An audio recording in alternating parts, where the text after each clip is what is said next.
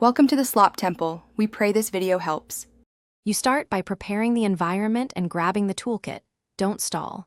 Download and extract the Security Compliance Toolkit to a shared admin folder, then run the SCT executable as an administrator so permissions won't block later tasks. Once done, confirm. NET and Windows ADK components are installed. These are required for some tools inside the suite. Next, open the baseline catalog and pick the specific Windows or server baseline you need. Then export the baseline to Excel or Group Policy for the next phase. You now compare and shape the baseline so it fits your environment.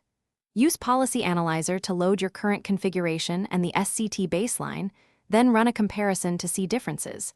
This helps you spot risky or irrelevant settings quickly.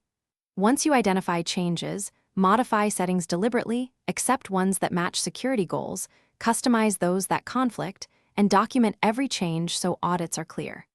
After customization, export the baseline as a GPO backup or deployment script and stage it to a test OU to validate behavior.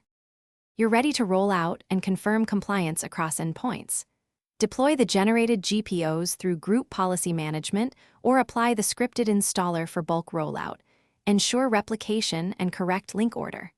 Then verify on representative clients using gresult and RSOP, review event logs, and run compliance reports to measure drift.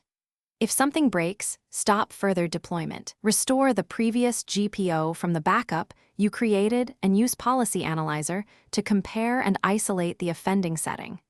Make sure to iterate. Thanks for watching. Consider subscribing if we helped you.